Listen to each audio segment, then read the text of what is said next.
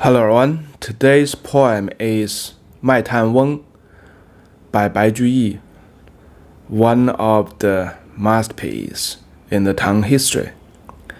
This is a new type of poem created by Bai Juyi, so-called 新乐府, the new music burial.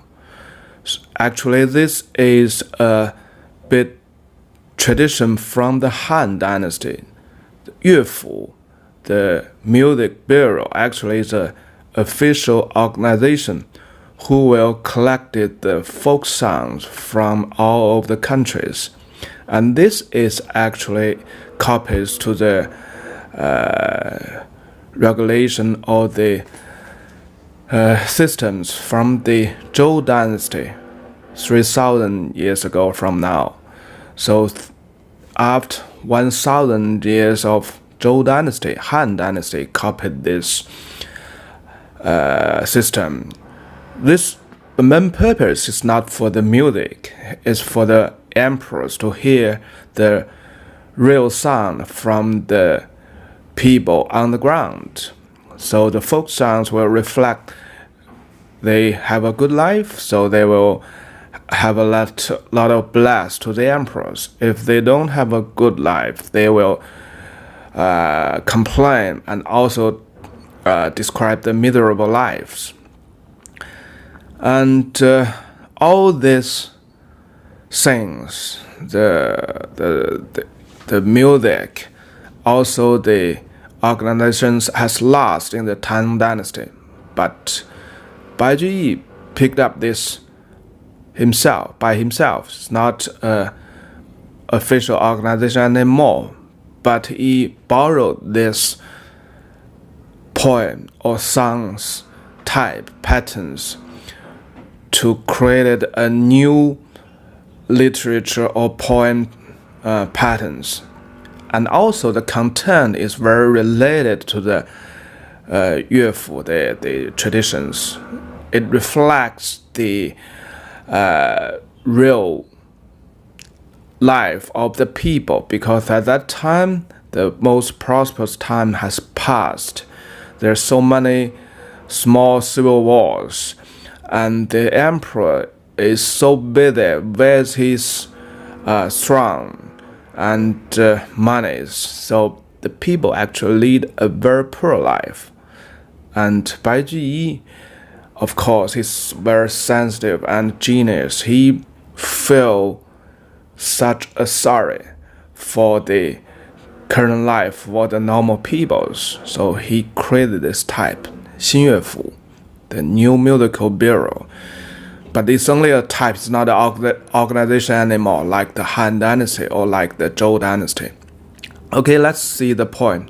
It's very simple to everyone, no matter the situations or the words, because it tells the real story and the real life on the ground. 卖炭翁. So I will read all this poem with the dialect of Qinqiang, the dialect of Shanxi. Actually, at that time, it's the Mandarin of the Tang dynasty. Maybe it has some changed, but I think it still keeps a lot with today's dialect, Qinqiang. Okay, let's start. 卖炭翁. 卖炭, so the selling the charcoals. That's the fuel for the winters to keep warm and to cook or to boil the teas. 翁 is the term to describe an old man. So the title made it very clear. It's talking about an old man selling the charcoal, selling the fuel. 卖炭翁, 卖炭翁, 伐薪烧炭南山中. So again, Nanshan is always in the Tang's poem. The big mountains cross 1,000 kilometers east-west, and it's the boundary of the weathers, and it's a boundary of the so-called North China and South China, and it's just 30 kilometers away south to the capital of ChangAn. This sentence tells us the old man who is selling the charcoal, actually he's doing the business of charcoals. He cut the wood in the South Mountain and burned the wood into charcoals. 满面尘灰烟火色，两鬓苍苍十指黑. So this is description of the outlook of the old man. So all the dust in his face and the color is like the fire and the smoke. So it's could be dark, could be brown, gray. So that's the color in the fire and smoke. 两鬓苍苍十指黑. 两鬓, so here it's all gray, so it means he's really old. Maybe he's not so old, but the tiresome, the busy work makes him getting very old, looks old for now. And 10 fingers, 十指黑. 10 fingers is all dark. That's because his work, cutting the woods, burning the charcoals. 卖炭得钱何所营，身上衣裳口中食. This telling what the business is. So he do this business is only for the food and clothes, or just can't afford the clothes and food. So it's not a very good business. Just this business just keep the old man and his family just survive. 可怜身上衣正单，心忧炭贱愿天寒. So it's further description of the old man. So it's a very poor guy. He has a very thin clothes on his body, and he's worried about the weather because he's selling the charcoals. The colder the weather is, the more easier or the best price the charcoal is. So that's the talking about the thinkings of the old man. 夜来城外一尺雪，晓驾炭车辗冰辙. So come back to the situation again. Last night there's a heavy snow, 1 feet thick. So it's a big snow. I lived in Xi'an for roughly 20 years, but I never see a heavy snow like that. Maybe in the Tang dynasty, there's some heavy snows, but the 1 feet thick snow is a big snow.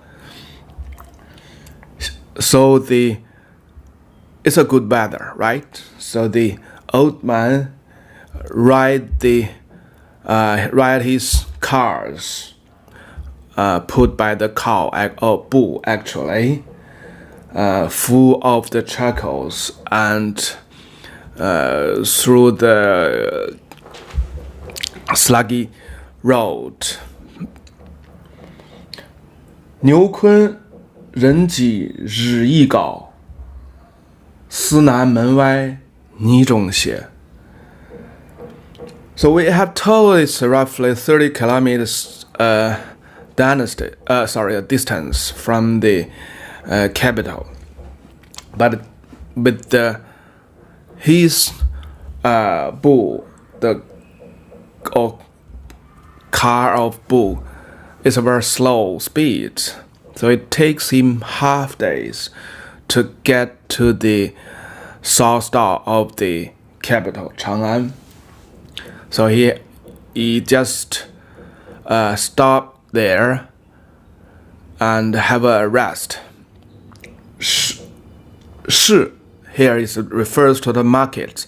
So there's a lot of the market in the capital city ChangAn, and the market in that time is a place is the place is assigned by the official as a market, and is surrounded by the wall and have a gate. So the place is dedicated, not on the street, or it's not a random place. The most famous two market is the East Market and West Market. It's just like the international market, but there's still a lot small market like this one.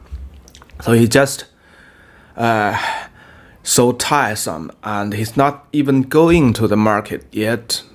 That means he's so tired and just sitting outside of the south star, because he's coming from the south to the north to the capital city. In the mud, he's sitting in the mud, so he's so tiresome, he didn't care too much sitting in the mud and have a rest. 翩翩两骑来是谁？翩翩两骑来是谁？黄衣使者背伞儿。翩翩两骑. So here, 骑 refers to the person who's riding the horse, and it's sounding not like 骑, it's 骑. So here is a 翩翩 is a description of the people who's riding the horse. It's very swift with manners. It's good manners. 黄衣使者, that's the eunuch from the royal palace, and he's wearing the white clothes, 白衫儿 white clothes. 手把文书口称敕，手把文书口称敕，回车持牛牵向北.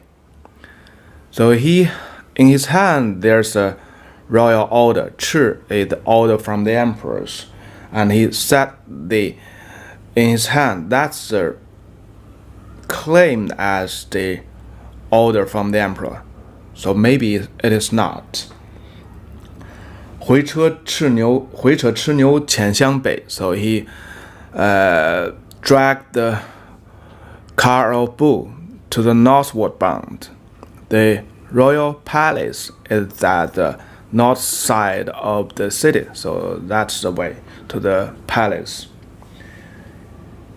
一车炭千余斤，公司曲江西不得. So it's a car of charcoals. It's more than 1,000 jin. Jin is the measure, the weight measure of China, roughly a little bit less than half kilogram. So it's roughly 500 kilograms charcoals on the car. 公司曲江西不得. 公使, so that's the eunuch of the palace. He drive the bull with no mercies. Just a moment before, the old man and the bull is so tiresome. They have half days walking travel to the capital city, and they're just sitting in the mud for a rest. That's so tiresome. But the eunuch with no mercies, and the bull is something like a very vital things to the Chinese peasant. In the Qin dynasty, there's orders the bull cannot be eaten because the most important tools for the farmings, and it's treated as a strategical resources. And that's a tradition. Even till today, the bull is still treated very well. And if it's a traditional farmer, he will keep the bull die in peace, not when he's lost his capabilities, sell it. But this tradition is less and less. So everything changes. So if you don't know this tradition, this is a very simple sentence. Just says, eunuch, so cruel. But if you know the tradition or the farmer's tradition or the cultural tradition of the toward the bulls, you know actually the behavior actually is just like destroy the root of the life of the peasant, because if he lost the bulls, he has nothing. 斑匹红晓一张绫. So it's 斑匹, that's also a major word. It's some feet of silk, one kind of silk, very thin silk. 一张绫, 一丈 is roughly 3 meters long. That's also a major word. So 绫 is also another kind of silk. So it just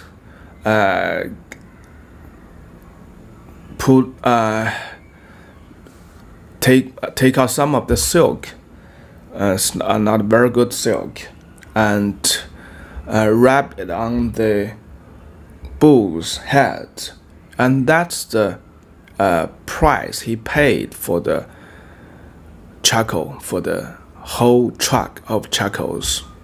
That's the end of this poem. It starts with describing the old man, and then some narrative of the selling events, could be a selling events, and end suddenly. But actually your mind didn't end here. You're still thinking about the old man, and a little bit you maybe think about something about the eunuch of the palace, so cruel and so no sympathy toward the normal peoples. And then maybe you'll come back again to the old man. So what he will be when he go back his home? 3 kids, 5 kids awaiting him and his wife. They all waiting for the money to buy food, to buy clothes, because the old man is doing the job. He's still wearing the same clothes. So you can imagine the people still keeping the house. They may have thinner clothes, or maybe they don't have the just in shorts still. So the poem, the technique here is it leaves a lot of things, space for you to imagine. That's also one of the characters of the classic Chinese poetry. So the writer doesn't write everything to the most. He leaves a lot of space for you, and then just imagine. The old man selling charcoal actually is a famous accident in the Tang history. And we even know the poem is right in the year 805, or maybe a little bit earlier. Before this year, the emperor changed the regulations. Before him, it's an organization, official organization, to buy the things from the market to supply the royal palace, everything in the royal palace. And after Civil War, everything got worse. So he made the order to let the eunuch of the palace to take the lead. So these people is so bad. They came to the market and pay very less money for the goods, and sometimes they ask a lot of the other cost from the sellers who selling the goods. Let's say, because I allowed you selling goods into the royal palace, you should pay me the entrance fee to enter the doors. And this technique was borrowed by the modern supermarket in China. The big giants, the supermarket big giants in China, they charge the suppliers with entrance fees. This is not a new thing. It's happened 1,200 years ago in the royal palace.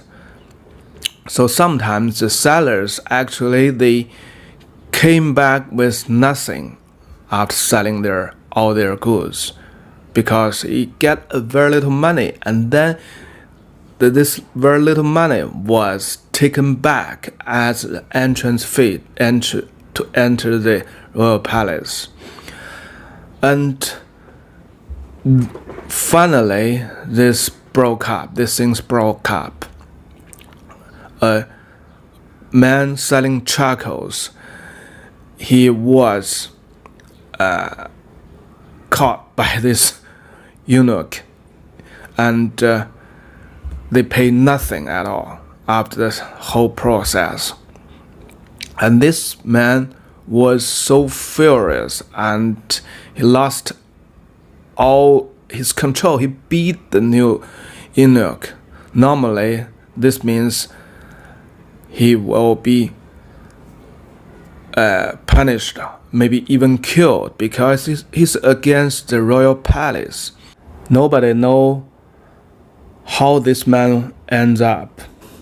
But this affair getting very popular and famous in the capital city of ChangAn, and finally the emperor knows this, and he get rid of this eunuch.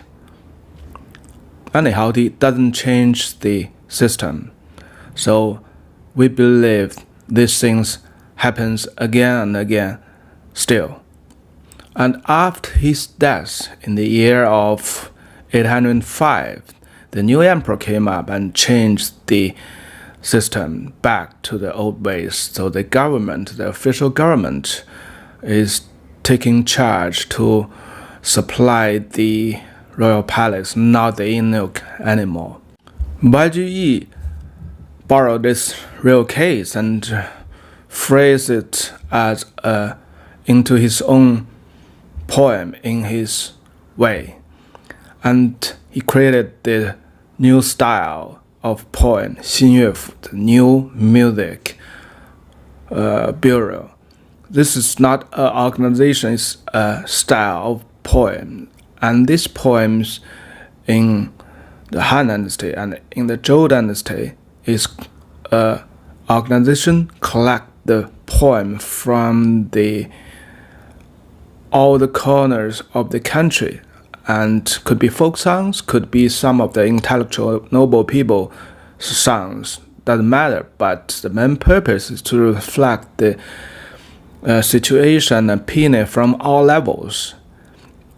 And after Han Dynasty, there's no such things. All the poem is from the intellectual nobles, and nobody write the normal lives. So Bai Juyi take this tradition of Han Dynasty and Zhou Dynasty back. So he created new style, but he borrowed the name, the 乐府, the music bureau, and also reflects the normal people's life. It's a narrative poem. So that's it. And although this poem for me is specific, because there is a street named as the 炭市街, the market of the charcoal market, the street of the charcoal market. So when I was a kid, I learned this poem, and 炭市街 is the place to buy the goods for the Chinese Spring Festival. So every year at least, you should go there once. So when I learned this poem and have this poem, so I'm just imagine, where is the place the old man is sitting there, and how the real situations, the details is actually alike in the poem. Actually, this place definitely is not the place in the Tang dynasty. So many has changed. But you cannot find another city in China like Xi'an today. He has so many streets named by the market. 东木头市、西木头市 the East Wood Market, the West Wood Market. 朱巴市 the Bamboo Ware Market. 罗马市 the Horse Market. And there's a lot of more.